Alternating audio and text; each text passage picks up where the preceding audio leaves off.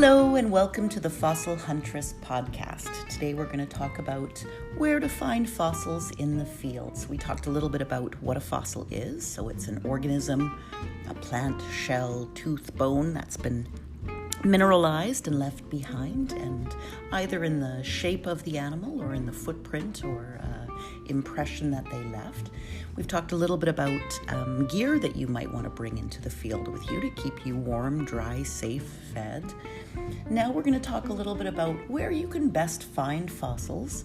And it won't be a geology lesson beyond fossils are generally found and most easily found in sedimentary rock. But that's not super helpful if you're living in Kansas or the UK and you don't want to go searching for rock formations. You want to get some field trip guides so that you can get into the field and have the greatest chance of success. So the first thing I'll say is Google is your friend. The easiest and simple and most direct way to find fossils in your area is to do a little search. So if you're in Australia, if you're in the UK, you want to narrow it to your region, so maybe you type in Alabama fossils or Alabama Paleo Society and see what comes up for you in your area. I can tell you that there's a ton of great field guides. I have some for Milwaukee, several for the British Isles, West Dorset.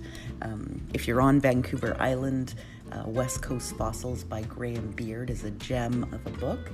So there may be a guide specific to your area or specific to your country, which is not super helpful, but it'll give an overview.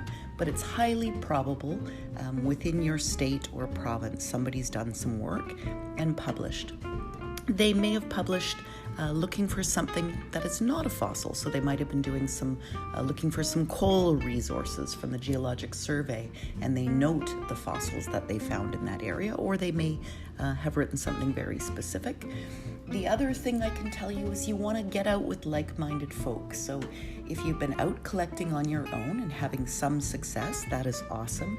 But consider joining a regional paleo society if there is one for your area. These are like-minded folk who love to take people out into the field, and they'll also give you some little tips and tricks for what works best for that given site that you're going to. So I'd mentioned Alabama. They happen to have a paleo society. So does Texas and Dallas and Austin. Vancouver Island has a Vancouver Island Paleontological Society based in Courtenay, and Dan Bowen is their chair and a great human being. The Courtenay Museum has Pat Trask, and they take people out. There's a New York Paleo Society, a Mid-America Paleo Society, Tumbler Ridge, Southern California. So do a little look and see who's in your neck of the woods. You might have to do a little bit of driving to meet up with them. Also check out some other online resources. Facebook is a really great place. Even with the COVID world we live in now, fossil collecting is something that is a pretty safe activity, and big beach sites and big collection sites allow some social distancing. So do look to see if there's anything in the events column there or in apps like Eventbrite. Anyway, I hope you get out collecting. If you want links to any of those organizations I just mentioned, if you head on over to the Fossil Huntress blog, Archaea, it's fossilhuntress.blogspot.com. If you're on a laptop or desktop, if you scroll down the right-hand side, I've put a ton of resources that you can just link through to, so they're handy for you. Or just hit up Google and a search engine, and that should get you started. Happy collecting.